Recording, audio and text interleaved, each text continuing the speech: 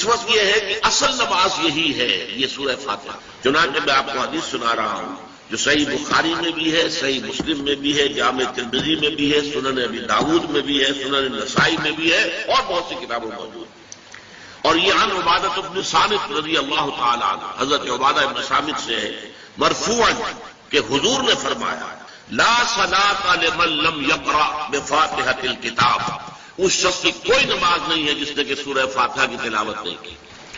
اب اس سے ہمارے ہاں ایک بڑا اختلاف پیدا ہوا، وہ نوٹ کر لیجیے۔ ایک رائے یہ ہے آپ اگر علیحدہ نماز پڑھ رہے ہیں تو ظاہر بات ہے کہ آپ کو ہر رکعت میں خود پڑھنی ہی پڑھنی ہے سورہ فاتحہ۔ جب باجماعت پڑھ رہے ہیں اب کیا شک ہے، امام پڑھ رہا ہے سورہ فاتحہ تو کیا مقتدی کو بھی پڑھنی چاہیے؟ اس حدیث میں جو الفاظ کی شدت ہے اس کی بنا پر رجحان یہ ہوتا ہے کہ یقیناً اس صورت میں ہر شخص لا صلاۃ لمن لم یقرأ بفاتحۃ الکتاب، جس نے کہ فاتحہ کی تلاوت نہیں کی، قرأت نہیں کی، اس کی کوئی نماز ہی نہیں۔ تو یہ موقف ہے امام شافعی کا، یہی مسلک ہے ہمارے اہل حدیث بھائیوں کا کہ آپ چاہے اکیلے نماز پڑھ رہے ہو، چاہے امام کے پیچھے پڑھ رہے ہو، اور چاہے امام جو ہے وہ جہری رکعت پڑھا رہا ہے اور چاہے سری رکعت پڑھا رہا ہے۔ خاموشی والی رکعت سورہ آپ کو معلوم ہے کہ نماز جو ظہر اور عصر کی ہے تو چاروں رکعتیں جو ہے وہ سری ہیں، مغرب کے اندر آ کر دو جہری ہیں ایک سری ہے، عشاء میں آ کر دو جہری ہیں دو سری ہیں، سورہ اور نماز فجر کے اندر دونوں جو ہیں وہ جہری ہیں۔ تو چاہے جہری ہو چاہے سری ہو، آپ کو بھی لازماً جو مقتدی ہے اسے بھی سورہ فاتحہ پڑھنی ہوگی۔ اب اس کے لیے انہوں نے یہ طریقہ جو ہے تلقین کیا ہے کہ امام تیزی سے نہ پڑھے، رک رک کر پڑھے الحمدللہ رب العالمین، اس کے بعد اتنا وقفہ دے دے کہ جو مقتدی ہے وہ بھی کہہ لے اپنے دل میں یا اب پڑھ لے الحمدللہ رب العالمین الرحمن الرحیم۔ تو یہ رک رک کر پڑھنا، خاص طور پر اگر آپ کو موقع ہوا ہو کسی اہل حدیث امام کی امامت میں نماز ادا کرنے کا تو آپ دیکھیں گے کہ بڑا فرق ہے۔ ہمارے جو حنفی امام الحمدللہ رب العالمین الرحمن الرحیم مالک یوم الدین ایاک نعبد و ایاک نستعین، چار آیتیں جو ہے وہ بھی ایک سانس میں پڑھ جائے گا، لیکن یہ کہ عام طور پر جو اہل حدیث حضرات ہیں وہ رک رک کر ٹھہر ٹھہر کر پڑھتے ہیں، ترتیل کے انداز میں پڑھتے ہیں۔ یا پھر دوسری شکل انہوں نے ایک اور کی ہے، یہ آپ سعودی عرب میں جب کبھی نماز پڑھیں گے اور آپ پڑھی ہو آپ نے تو وہاں آپ دیکھیں گے کہ امام جو ہے وہ سورہ فاتحہ پڑھنے کے بعد تو 1 منٹ جو ہے خاموش رہتا ہے تاکہ آپ اب جو مقتدی ہیں وہ اس وقفے میں وہ اب سورہ فاتحہ پڑھ لیں، پھر وہ قرأت کرے گا، کوئی اور آیات اس نے شامل کرنی ہے تو بعد میں شروع کرے گا، درمیان میں وقفہ ہوگا۔ لیکن ایک مسلک یہ ہے، اور یہ مسلک جو ہے یہ در حقیقت قرآن مجید کی ایک آیت کے اوپر مبنی ہے۔ سورہ اعراف کے آخر میں فرمایا گیا وَإِذَا قُرِئَ الْقُرْآنُ فَاسْتَمِعُوا لَهُ وَأَنصِتُوا، جب قرآن پڑھا جا رہا ہو تو توجہ سے اسے سنو، خود خاموش رہو۔ اب یہ قرآن مجید کی آیت ہے، اس کے بنا پر ایک رائے یہ ہے کہ آپ امام کے پیچھے سورہ فاتحہ نہیں پڑھیں، پڑھا جا رہا ہے سنو، خود خاموش رہو۔ اور اس کے لیے وہ دلیل دیتے ہیں کہ یہ شکل ایک وفد کی سی ہے، جیسے کسی بڑی شخصیت کے پاس اگر آپ کا کوئی وفد جاتا ہے، 8-10 افراد ہیں، ان میں اسپوکس مین ایک ہوتا ہے، وہ بات کرتا ہے، باقی سب لوگ موجود رہتے ہیں سنتے ہیں۔ اسی طریقے سے امام جو ہے وہ گویا کہ آپ کا نمائندہ ہے اور وہ پڑھ رہا ہے الحمدللہ رب العالمین الرحمن الرحیم مالک یوم الدین، تو امام کی قرأت ہی آپ کی بھی قرأت ہو گئی، گویا کہ اس آیت سے اس حدیث سے اختلاف نہیں ہے، اس کی تعبیر سے اختلاف ہے کہ امام کا قرأت کر لینا در حقیقت مقتدیوں کی طرف سے بھی قرأت۔ اس میں جو حنفی مسلک ہے وہ بہت سخت ہے، اور وہ یہ ہے کہ چاہے سری نماز ہو اور چاہے جہری ہو، ہر کسی بھی حالت میں مقتدی جو ہے وہ سورہ فاتحہ نہیں پڑھے۔ اب اس میں ذرا سا سوال پیدا ہوتا ہے کہ جہری رکعت میں تو اس آیت کا اطلاق ہو جائے گا کہ وَإِذَا قُرِئَ الْقُرْآنُ فَاسْتَمِعُوا لَهُ وَأَنصِتُوا، سری میں تو اس آیت کا اطلاق نہیں ہوتا۔ بہرحال یہ مسلک ہے، امام شافعی کا ایک انتہا پر ہے، ہر صورت میں سری ہو یا جہری ہو آپ کو پڑھنی ہی پڑھنی ہے، اور امام ابو حنیفہ دوسری انتہا پر ہے کہ چاہے سری ہو چاہے جہری ہو کسی شکل میں نہیں پڑھے۔ امام مالک کا مسلک ہے درمیان میں، اور میں اس میں کوئی جھجک محسوس نہیں کرتا کہ میں آپ کے سامنے عرض کر دوں کہ میں اس پر عمل پیرا ہوں۔ وہ کیا ہے، جہری نماز میں خاموش رہو اور سنو، اس آیت کا اطلاق ہو جائے گا جب بلند آواز سے پڑھ رہا ہے امام تو پوری توجہ فَاسْتَمِعُوا لَهُ، اپنی پوری توجہ کو اس کے سننے کے اوپر مرکوز کر دو اور خود خاموش رہو۔ سری رکعت میں البتہ، جبکہ وہ بھی خاموشی سے پڑھ رہا تھا، آپ بھی خاموشی سے پڑھ رہا۔ بہرحال ان چیزوں میں میں نے یہ سب کچھ بیان کیا ہے، تو اس سے جو میرا مقصود ہے وہ یہ ہے کہ معلوم ہو جائے کہ اس میں کوئی بڑی بنیادی بات نہیں ہے، نہ یہ کہ جو حنفی ہیں وہ اس حدیث کا انکار کرتے ہوں کہ لا صلاۃ لمن لم یقرأ بفاتحۃ الکتاب، کیسے وہ انکار کریں گے، اور نہ ہی کوئی جو حنبلی ہے یا اہل حدیث ہے وہ قرآن کی اس آیت کا اختلاف سے جو ہے وہ اختلاف کر سکتا ہے کہ اذا قرئ القرآن فاستمعوا له وانصتوا، لیکن یہ کہ اس کے پھر اس سے جو احکام کا استنباط ہے اس میں اختلاف ہو جاتا ہے، تو اس کو نہیں سمجھنا چاہیے کہ یہ کوئی بہت بڑی اہمیت والی بات ہے۔ بات کہ جو فرض نماز ہے اصل اہمیت اس کی ہے، ہمارے ہاں عام طور پر مذہبی حلقوں میں اور خاص طور پر جو ذرا متصوفانہ انداز کے رنگ کے لوگ ہوتے ہیں وہ فرض کو تو بس ایسے ہی ادا کر لیتے ہیں جیسے بس اس کی کوئی اہمیت نہیں ہے، بلکہ بعض لوگ وہ بھی ہیں کہ وہ فرض کو ترک کر دیتے ہیں، نوافل پر سارا صرف رات کی نماز پر زور دیا جا رہا ہے، فرض نمازوں کی ہم نے دیکھے ہیں ایسے لوگ بالفعل۔ یہ تمام چیزیں جو ہیں در حقیقت اس پھر راہ نبوت سے انسان کو ہٹا دینے والی ہیں۔ فرض کتنا فرض، نفل کتنا، نوافل کے بارے میں جو ہے شریعت سے ثابت ہے، وہ تہجد بھی نافلۃ لک، حضور کے لیے تو لازم تھی، باقی کے لیے لازم نہیں ہے، جو قیام اللیل شروع میں تھا وہ لازم نہیں ہے۔ ہاں رمضان مبارک میں اس کی تشریح ہے، ترغیب ہے، وہ خاص ایک مہینہ ہے، اس میں دن میں کھانا پینا جو ہے وہ حرام کیا گیا، تو رات کو 2/3 رات یا 1/3 کم سے کم 1/3 رات جاگو اللہ کے قرآن کے ساتھ، اللہ کی کتاب کے ساتھ۔ تو یہ اصل میں جو توازن ہے یہ جو ہے بہت ضروری ہے۔ ارأیت اذا صلیت الصلوات المکتوبات، حضور آپ نے دیکھا، غور فرمائیے کہ اگر میں جو فرض نمازیں ہیں وہ ادا کرتا، اب مثلا ایک حدیث مجھے اور یاد آئی، فرض نماز کی اہمیت کو بیان کرنے کی حضور نے فرمایا جس شخص نے عشاء کی نماز بھی جماعت کے ساتھ ادا کی اور پھر فجر کی نماز بھی جماعت کے ساتھ ادا کی، اس کے لیے پوری رات کا قیام دیا جائے گا۔ فرض کیے تو اذا صلیت المکتوبات، صلوات المکتوبات وصمت رمضان، اور میں روزہ بھی رمضان کے روزے رکھ لوں، باقی روزہ رکھنا آپ کی مرضی پر ہے، رکھیں ٹھیک ہے، لیکن وہ لازم نہیں ہے۔ نجات کے لیے لازم جو بیس لائن ہے وہ جو عبادات فرض، اس کے بعد جتنا آدمی اضافہ کر سکے، حالات کو بھی دیکھے، بعض حالات ایسے ہوں گے کہ اس میں اصل اہمیت جہاد کی ہو جائے گی، قتال کی ہو جائے گی۔ اب ایسا حال بھی ہو سکتا ہے کہ اسلامی نظام قائم ہے، اسلامی حکومت قائم ہے،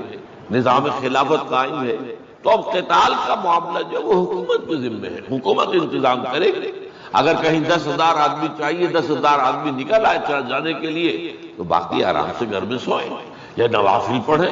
ساری رات کھڑے رہے، ٹھیک ہے، یہ تقرب بالنوافل کا موقع ہوگا۔ لیکن اگر اللہ کا دین جو ہے وہ مغلوب ہے، پامال ہے، اسے پاؤں تلے روتا جا رہا ہے، شریعت کی دھجیاں بکھیری جا رہی ہیں، عوامر کا استہزاء ہو رہا ہے، اور جو منکرات ہیں ان کی تبلیغ ہو رہی ہے، اس وقت آدمی نوافل پہ لگا ہے، وہاں تو فرض ہو جائے گا،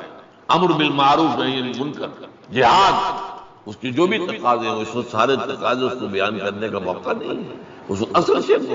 اس فرض کو ترک کر کے نوافل میں لگیں گے، یہ نوافل منہ پر دے مارے جائے گا۔ اس کو بہت زیادہ نمایاں کرنے کے لیے میں مثال دیتا ہوں، ذرا سوچئے، جب دامن احد میں معرکہ جاری تھا اور صحابہ کی جان پر بری ہوئی تھی، خود حضور کی جان پر بری ہوئی تھی، آپ کو معلوم ہے آپ زخمی ہوئے ہیں اور اتنا خون آپ کا بہہ گیا ہے کہ آپ بے ہوش ہو گئے ہیں، اور خبر اڑ گئی کہ آپ کا انتقال ہو گیا، شہید ہو گئے۔ اس وقت اگر کوئی شخص مسجد نبی میں بیٹھا ہوا درود کی تسبیح پڑھ رہا ہو، یا کوئی اور نوافل ادا کر رہا ہو، یا قرآن پڑھ رہا ہو، تو اس کے بارے میں کیا حکم آپ کا ہوگا؟ پکا منافق، حالانکہ کام تو وہ اچھے کر، درود کی کتنی فضیلت آئی ہے، اور نوافل ہے، یا قرآن کا پڑھنے کا ایک ایک حرف کا 10 نیکیوں کا ثواب ہے۔ حق کے فوراً بعد والدین کے حق کا ذکر، سورہ بقرہ کی آیت نمبر 83، اس میں بھی اللہ کے حق کے بعد والدین کا، سورہ نساء کی آیت نمبر 36، اللہ کے ساتھ شرک مت کرو، اللہ کی بندگی میں کسی کو شریک نہ ٹھہراؤ، والدین کے ساتھ حسن سلوک، سورہ انعام کا 19واں رکوع، توحید خداوندی کے فوراً بعد والدین کے ساتھ حسن سلوک، اسی طرح یہاں اور ایک مقام تو اور ہے جو ہم اپنے منتخب نصاب میں پڑھ چکے ہیں، جہاں اس طرح بریکٹ کیا ہے اللہ نے، انشکر لی ولوالدیک، کرو شکر میرا اور اپنے والدین کا۔ اس میں نوٹ کر لیجئے، چونکہ ادائے حقوق کا فلسفہ ہے، جیسا کہ میں تمہیدی جو گفتگو ہے اس میں عرض کر چکا ہوں، معاشرت کے اندر اصل شے دیکھنی یہ کہ کس کا کیا حق، وہ حق ادا کیجئے۔ اس میں ظاہر بات ہے کہ سب سے بڑا حق تو انسان پر اللہ کا ہے، خالق وہ، مالک وہ، رازق وہ، اور حقیقتاً رب بھی وہی ہے، پالنے والا وہی ہے۔ البتہ پالنے میں اللہ نے ذریعہ بنایا ہے والدین کو، انسان وجود میں آتا ہے والدین کے ذریعے، یہ جو بھی نعمت وجود عطا ہوئی ہے اس میں بھی ذریعہ واسطہ والدین بن۔ پھر جو ربوبیت ہے، پالنا پوسنا ہے، اس میں بھی اللہ کی ربوبیت کا سب سے بڑا ذریعہ، خاص طور پر اس وقت جب کہ انسان اپنے پاؤں پر کھڑا نہیں ہے، جیسے کہ آگے آ رہا ہے رب ارحمہما کما ربیانی صغیرا، اے رب جب کہ میں بالکل چھوٹا سا تھا، مجھے تو اپنی ضرورتوں کا احساس بھی نہیں تھا، میں اپنی کسی ضرورت کا شعور بھی نہیں رکھتا تھا، انہوں نے میری کیئر کی ہے، مجھے پالا پوسا ہے، میری ضروریات فراہم، یہ میری تکلیف پر خود جاگتے رہے ہیں اور تڑپتے رہے، اپنا پیٹ کاٹا ہے اور مجھے کھلایا ہے، یہ سارا کام جو انہوں نے میرے ساتھ کیا، پروردگار ان کے احسانات کا بدلہ میں نہیں چکا سکتا، تجھ ہی سے درخواست کر رہا ہوں، رب ارحمہما کما ربیانی صغیرا۔ تو معلوم ہوا کہ یہ در حقیقت اسلامی تمدن اور اسلامی معاشرت کا اصل الاصول ہے کہ حقوق میں اللہ کے حق کے فوراً بعد بلکہ متصلاً بعد بریکٹڈ اللہ کے حق کے ساتھ والدین کا حق۔ یہاں بھی ذرا ایک فرق جو ہے وہ نوٹ کر لیں، جہاں بات آئے گی اطاعت کی، اطاعت اللہ کے بعد رسول کی، والدین کی نہیں، والدین کی اطاعت تو مشروط ہوگی، لیکن اللہ کی اطاعت کے ساتھ بریکٹڈ اطاعت، اطیعوا اللہ واطیعوا الرسول، سورہ تغابن میں بھی ہم پڑھتے ہیں فَإِن تَوَلَّيْتُمْ فَإِنَّمَا عَلَىٰ رَسُولِنَا الْبَلَاغُ الْمُبِينُ۔ اطاعت میں اللہ کے بعد فوراً اللہ کا رسول، محبت میں اللہ کے فوراً بعد اللہ کا رسول۔ قُلْ إِن كَانَ آبَاؤُكُمْ وَأَبْنَاؤُكُمْ وَإِخْوَانُكُمْ وَأَزْوَاجُكُمْ وَعَشِيرَتُكُمْ وَأَمْوَالٌ اقْتَرَفْتُمُوهَا وَتِجَارَةٌ تَخْشَوْنَ كَسَادَهَا وَمَسَاكِنُ تَرْضَوْنَهَا احب الیکم من اللہ ورسولہ وجہاد فی سبیلہ۔ تو گویا کہ اطاعت میں بھی اللہ کے فوراً بعد اللہ کا رسول صلی اللہ علیہ وسلم، محبت میں بھی اللہ کے فوراً بعد اللہ کا رسول صلی اللہ علیہ وسلم، لیکن ادائے حقوق، شکر، اس میں اللہ کے فوراً بعد والدین۔ معلوم ہوا کہ ہر چیز کا اپنا ایک تقاضا ہے، ہر مضمون میں اپنی ایک ترتیب علیحدہ ہو جائے گی۔ جہاں بات ارکان اسلام کی ہوگی، ارکان اسلام میں کلمہ شہادت کے فوراً بعد نماز کا ذکر آئے گا، لیکن جہاں حقیقت ایمان کا تذکرہ ہوگا، ایمان کے فوراً بعد جہاد کا ذکر آئے گا۔ ہر شے میں اپنے مضمون کے اعتبار سے ترتیب جو ہے وہ بدل جائے گا۔ تو یہاں نوٹ کیجئے وَقَضَىٰ رَبُّكَ أَلَّا تَعْبُدُوا إِلَّا إِيَّاهُ وَبِالْوَالِدَيْنِ إِحْسَانًا۔ اب یہاں خاص طور پر جو نوٹ کرنے کی بات ہے وہ یہ ہے کہ در حقیقت یہ بھی معاشرتی استحکام اور خاص طور پر خاندان کے ادارے کے استحکام کے لیے بہت بنیادی ہدایت ہے۔ میں عرض کر چکا ہوں جب سورہ تحریم کے تمہیدی مضامین ہم بیان ہو رہے تھے، ان پر غور کر رہے تھے کہ خاندان کے ادارے کا استحکام، ایک تو مرد کی سربراہی، الرجال قوامون علی النساء، یہ ایک مثبت حکم ہے، مثبت ہدایت ہے، اس لیے کہ اگر برابر کے دو سربراہ ہو جائیں گے تو وہاں فساد ہوگا، بدنظمی، مرد کی قوامیت، اس کی سربراہی، اس کی حاکمیت۔ نمبر دو، والدین کے ساتھ حسن سلوک۔ یہ جو تصور آج کی دنیا میں ہو چکا ہے اور جو خاندانی نظام کی چولیں ڈھیلی ہوئی ہیں، اس کا اصل سبب یہ ہے کہ والدین بھی اولاد کو اپنی لائبلٹی سمجھتے ہیں، اور پھر اولاد بھی والدین کو اپنی لائبلٹی سمجھتے، ایسٹ نہیں سمجھتے، بلکہ یہ کہ ایک طرح کا بوجھ، خاص طور پر والدین بوڑھے ہو گئے، اب ان کی دیکھ بھال ہے، ان کی ضرورتیں پوری کرنی ہے، ان کے لیے ادب نہیں ہے، ان سے محبت نہیں رہی مغربی معاشرے کے اندر، اس کے خاندان کے نظام میں اس طرح اس کی چولیں جو ہے ڈھیلی ہو چکی ہیں۔ اولڈ ہاؤسز بنا دیجئے، اب وہاں پر ان کو ڈال دیجئے، اب ہمارے معمولات میں خامخواہ خلل پڑتا ہے، ہماری پرائیویسی میں خامخواہ یہ دخیل ہوتے ہیں۔ یہ جو کیفیت ہو چکی ہے در حقیقت یہ بھی گویا کہ اس معاشرے کے فساد اور اس تمدن کی جڑ کاٹ دینے والا۔ لہذا قرآن مجید نے، جیسا کہ میں اس سے پہلے عرض کر چکا ہوں کہ جیسے یہ ہال ہے، اس کی لمبائی، چوڑائی، اونچائی، یہ 3 ڈائمنشنز ہیں، اسی طریقے سے خاندان کے ادارے کی پہلی ڈائمنشن رشتہ ازدواج ہے، ایک مرد اور ایک عورت کے مابین، یہاں سے تو خاندان کی بنیاد پڑی۔ اس کے استحکام کے لیے الرجال قوامون علی النساء، مرد جو ہے قوام ہے عورتوں پر۔ پھر جب ان کے ہاں اولاد ہوئی، اب سیکنڈ ڈائمنشن ایڈ ہو گئی، اب والدین اور اولاد کا رشتہ ہے، یہ رشتہ مستحکم ہو، اس رشتے کے ضمن میں ہم وہ مثبت اور منفی دونوں پہلو دیکھ چکے ہیں جو ہمارے اس منتخب نصاب میں آ چکے ہیں۔ سورہ تغابن میں والدین کو ہدایت کی گئی، ان من ازواجکم واولادکم عدو لکم فاحذروہ انما اموالکم واولادکم فتنہ۔ ایک طرف تو خود محتاط رہو ان کی محبت کی وجہ سے کہیں تم اپنی عاقبت برباد نہ کر بیٹھو، ان کے لیے جو بھی کرنا ہے اچھے سے اچھا کرو لیکن حلال کے دائرے کے اندر، اللہ کے حقوق کو، اللہ کی حدود کو قائم رکھو۔ دوسری طرف مثبت حکم دیا گیا، یا ایھا الذین آمنوا قوا انفسکم واہلیکم نارا، اہل ایمان اپنے گھر والوں کو، اہل و عیال کو، اپنے آپ کو بھی، اپنے اہل و عیال کو بھی آگ سے بچاؤ۔ یہ تمہارا مثبت فرض ہے، یہ تمہاری مثبت ذمہ داری ہے، تمہیں یہ فرض ادا کرنا ہے کہ ان کو اچھی ان کی تربیت ہو، ان کو اللہ کی طرف، اللہ کے دین کی طرف ان کو رغبت دلاؤ تاکہ ان کی عاقبت سنورے اور وہ آخرت میں جہنم کے عذاب سے بچ سکے۔ اب یہاں جو ہے در حقیقت یہ دوسری ڈائمنشن آ رہی ہے کہ اگر والدین کا ادب، ان کا احترام معاشرے کے اندر یہ قدر موجود ہو تو پھر والدین بھی اپنے آپ کو پورے طور پر انویسٹ کر دیں گے اولاد کے اندر۔ لیکن اگر عام طور پر یہ نظر آ رہا ہو کہ اولاد تو والدین کی پرواہ نہیں کرتی، تو والدین بھی پھر فکر کریں گے، اپنی کمائی میں سے کچھ بچا کر رکھیں، اپنے مستقبل کے لیے کچھ اہتمام کریں، وہ اپنے آپ کو پورے طور پر انویسٹ کرنے کے لیے تیار نہیں ہوں گے۔ اور جیسا کہ آج کل آپ مغرب میں دیکھ رہے ہیں، خاص عمر ہوئی ہے لڑکے کو بھی گھر سے نکال دیا، جاؤ کھاؤ پیو کماؤ، یہاں تک کہ لڑکیوں کو نکال دیا، جاؤ اپنے پاؤں پر کھڑے کھڑے، اس لیے کہ اب ہمیں جو کچھ کمانا ہے وہ اپنے مستقبل کے لیے، اپنے بڑھاپے کے لیے، اپنا بڑھاپا انشور کرنا ہے، ہمیں اس کے لیے آسائشوں کا اہتمام کرنا ہے۔ ہم تمہیں اب اپنی لائبلٹی نہیں سمجھ سکتے۔ اللہ کا فضل و کرم ہے کہ ہمارے مشرقی معاشرے میں ابھی تک وہ اقدار موجود ہیں کہ والدین بھی اپنے آپ کو بالکل لیا انویسٹ کرتے ہیں اولاد میں، اعتماد کرتے ہیں، اس لیے کہ اولاد بھی بالعموم یہ شکل ابھی ہمارے معاشرے میں موجود ہے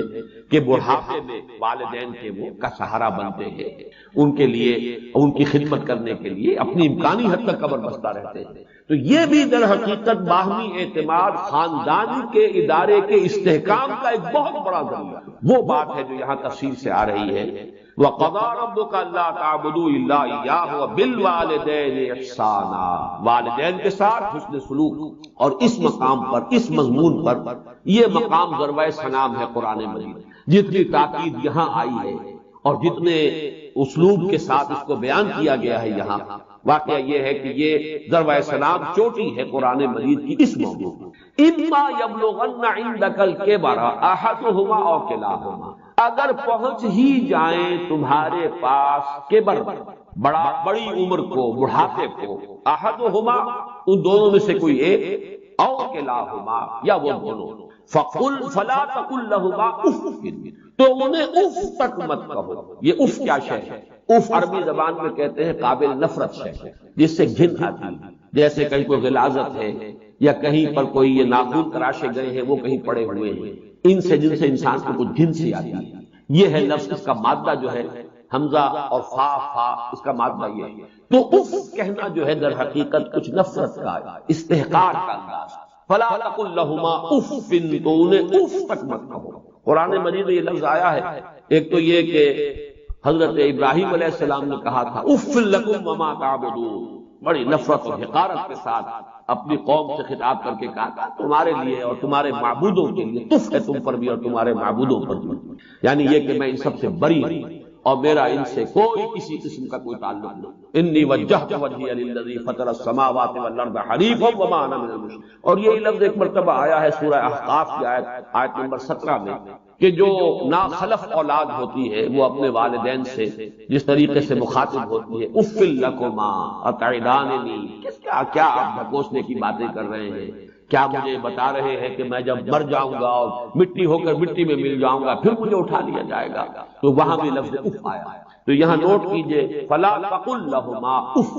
انہیں اف تک کسی معاملے میں کہیں انہیں یہ احساس، اس کا اصل مفہوم سمجھیے، ان کے احساسات مجروح نہ ہو، یہ ہمیں کوئی اپنے اوپر بوجھ سمجھ رہے ہیں یا یہ کہ ہم سے کسی درجے میں کوئی نفرت کر رہے ہیں، ہمیں اب کوئی بنظر استحقار دیکھ رہے ہیں۔ اولاد کی طرف سے یہ طرز عمل والدین کے لیے ظاہر بات ہے کہ نہایت ان کے جذبات کو مجروح کرنے والا ہوگا۔ فلا تقل لہما اف ولا تنہرہما، جھڑکو مت۔ یہ آگے بات مزید واضح ہو جائے گی۔ کبھی ایسا ہوتا ہے کہ بڑی عمر کو والدین پہنچ گئے ہیں، تو جیسے خود قرآن مجید میں سورہ حج میں بیان کیا گیا ارذل العمر، ایک بڑی عمر ایسی بھی ہوتی ہے کہ وہ جس کو ارذل عمر کہا گیا ہے، اور اس میں کہ لا یعلم من بعد علم شیئا، انسان کے حافظے میں، ذہن میں، سوچ میں وہ یہ ترقی معکوس شروع ہو جاتی ہے، بلکہ یہ کہ بچپن کی سی کچھ باتیں جو ہیں وہ عود کر آتی ہیں، لوٹ کر آ جاتی ہیں، وہی عادتیں، وہی خواہشات۔ اس ظاہر بات ہے کہ اس وقت والدین کی ہر بات نہیں مانی جا سکتی، ان کی کسی فرمائش کو رد بھی کر دینا پڑے گا، لیکن لا تنہر، جھڑکو مت، بات جو ہے وَقُلْ لَهُمَا قَوْلًا كَرِيمًا، بات کرو ان کے ساتھ نرمی کے ساتھ، ادب کے ساتھ، شائستگی کے ساتھ۔ کسی فرمائش کو اگر رد بھی کر دینا ہے تو جھڑکنے کے انداز میں، ڈانٹنے اور ڈپٹنے کے انداز میں، وَلَا تَنْهَرْهُمَا وَقُلْ لَهُمَا قَوْلًا كَرِيمًا، اور ان سے بات کیا کرو، گفتگو کرو، ان کے سے مخاطب ہو تو بڑے ادب کے ساتھ، نرمی کے ساتھ، شائستگی کے ساتھ، تہذیب کے ساتھ، ان کے مقام اور مرتبے کو ملحوظ رکھو۔ وَاخْفِضْ لَهُمَا جَنَاحَ الذُّلِّ مِنَ الرَّحْمَةِ، دیکھیے یہاں کتنے مختلف اسلوبوں سے بات لائی جا رہی ہے، ایک ہی بات ہے لیکن تکرار کے ساتھ، اعادے کے ساتھ اس کو لایا جا رہا ہے تاکہ اور بات واضح ہو جائے۔ وَاخْفِضْ لَهُمَا جَنَاحَ الذُّلِّ، اور اپنے بازوؤں کو جھکا کر رکھا کرو ان کے سامنے، جناح الذل من الرحمہ۔ اب ذل بھی کہتے ہیں کسی کے سامنے پست ہو جانا، کسی کے سامنے اپنے آپ کو بچھا دینا۔ پھر رحمت اور شفقت، یہ جو کیفیت ہے جذبات کے اندر، ان کے سامنے یہ رہو